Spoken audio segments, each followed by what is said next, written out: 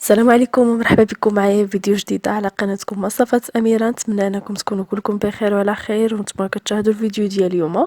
اول حاجه كنرحب بكاع الناس اللي انضموا للقناه ديالي جداد، وايضا اللي ديما متبعيني في القناه. كنشكركم بزاف. في القناه الحمد لله بدات كتكبر بالفضل ديالكم.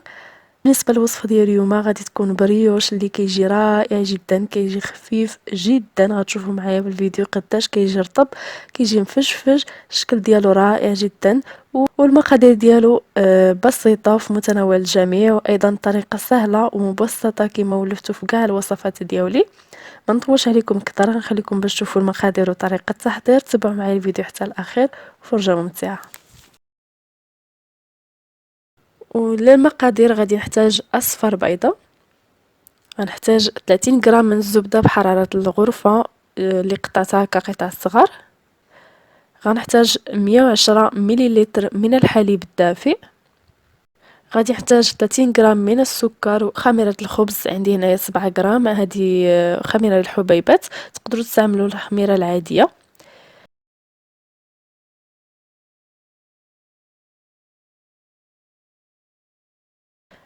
غنحتاج ايضا الفانيلا، انا عندي الفانيلا السائله، تقدروا تعوضوها بكيس من سكر فانيلا.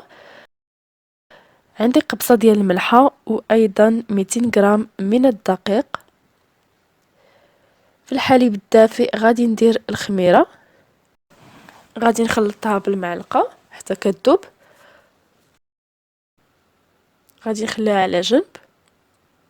هنايا انا غادي نستعمل العجانه، تقدروا تعجنوا غير بايديكم. غادي ندير الدقيق، غنضيف عليه قبصه ديال الملحه. غادي نزيد السكر، اصفر بيضه،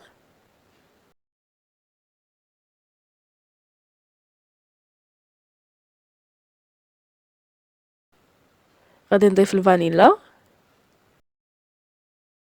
وغادي نضيف الحليب اللي خلطت فيه الخميره.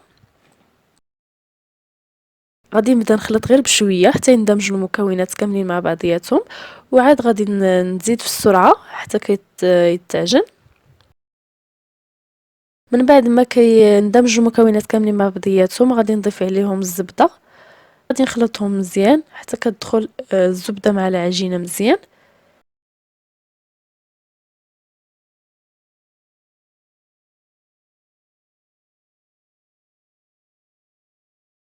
صافي هنايا العجينه دلكات مزيان.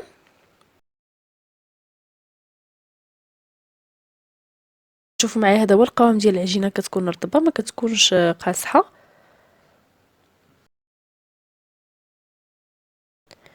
غادي نجمعها، غادي نغطيها بلاستيك غذائي ولا بمنديل وتخليوها في مكان دافئ حتى تخمر تقريبا 45 دقيقه حتى كتخمر مزيان. كتشوفوا معايا هنايا من بعد ما خمرات كيتضاعف الحجم ديالها.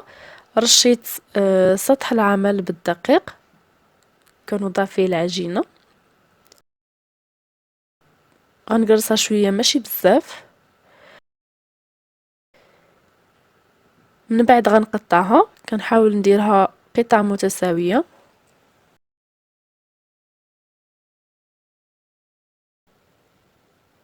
كناخد كل قطعه من العجين وكنشكلها على شكل كره كما كتشوفوا معايا.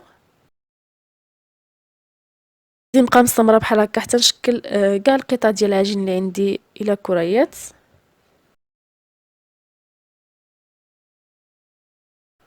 هنايا غادي نعاود نغطيهم بالبلاستيك الغذائي ونخليهم غير مده 5 دقائق غير يرتاحوا باش يساعدوني انني نقرصهم.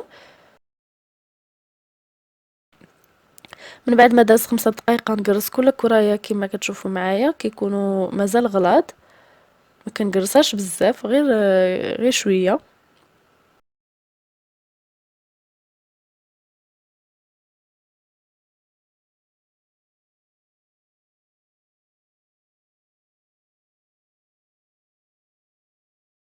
كما كتشوفوا معايا من بعد ما قرصتهم كاملين وضعتهم في صينيه الفرن اللي فرشت فيها ورق الطهي. غادي نغطيها ايضا ببلاستيك غذائي ونغطي حتى بمنديل ونخليهم يعاودوا يخمروا تقريبا مده 20 دقيقه. وفي هذه الاثناء غادي ندوز باش نصاوب الكريم باتيسير. انا هنايا عندي كريم باتيسير اللي كتخلط مع نصف لتر من الحليب الساخن. بالنسبه للناس اللي في المغرب البودره ديال الكريم باتيسير اللي كاينه كتخلط مع الحليب البارد. ديروا الكميه اللي كديروا دائما ديال الكريم باتيسير وضيفوا ليها الحليب البارد وايضا الكميه ديال السكر اللي معرفين كتضيفوها. انا هنايا عندي حلوه ما غاديش نضيف لها السكر. الا بغيتو انكم تصاوبوا كريم باتيسير في البيت انا غادي نحط لكم فيديو اللي فيه طريقه تحضير كريم باتيسير بلا ما تستعملوا هاد البودره هادي، غنخليها لكم تحت في صندوق الوصف. في اناء غادي نوضع نصف لتر من الحليب وغادي نديرو على العافيه حتى يغلى. من بعد ما غلى الحليب كما كتشوفوا معايا غادي نضيف ليه دابا ساشي ديال البودره الكريم باتيسير.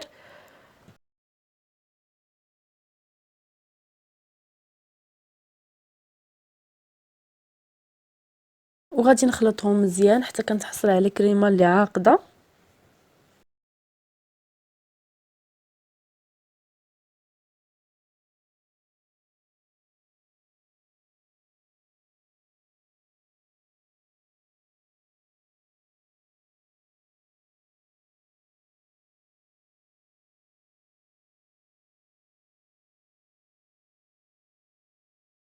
هنايا الكريسات ديال البريوش اللي درت خمروا.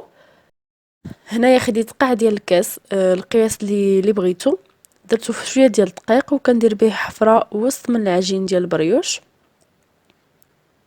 باش ندير فيها الكريمه.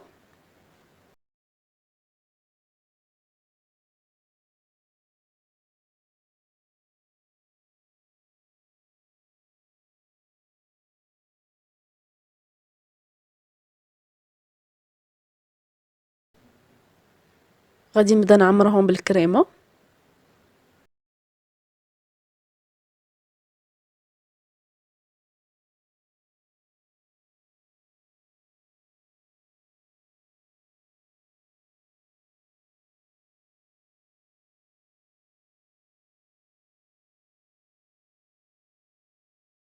هنايا البنات غادي نضيف حبيبات الشوكولاته اللي كنديروهم في الكوكيز، هذه اختياريه تقدروا تكتفيو فقط بالكريمه ما تزيدوا حتى شي حاجه اخرى.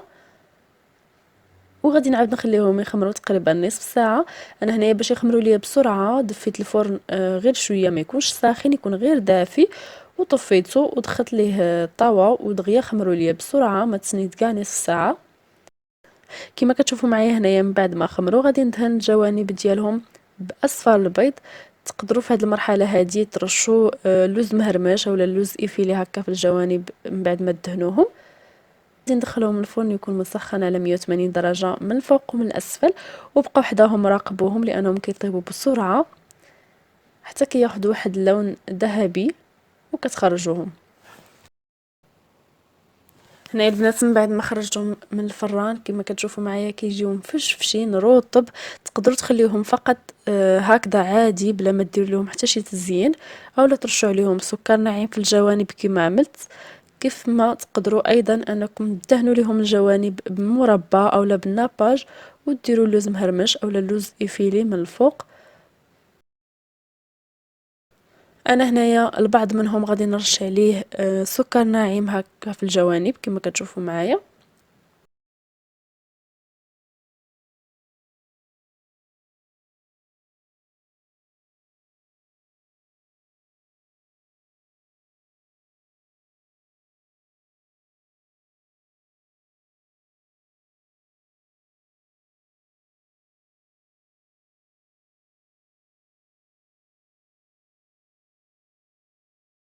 كما كتشوفوا معايا هذا هو الشكل النهائي ديال البريوش ديال اليوم، كيجي رائع جدا كيستحق التجربه.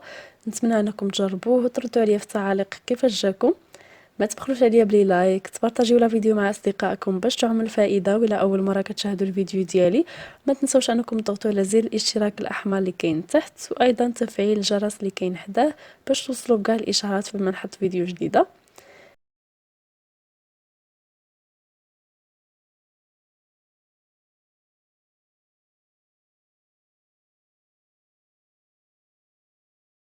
كتشوفوا معايا البريوش قداش كيجي مفشفش، كتضغط عليه وملي كتحيد صباعك كيعاود يرجع للشكل ديالو اللي كان عليه.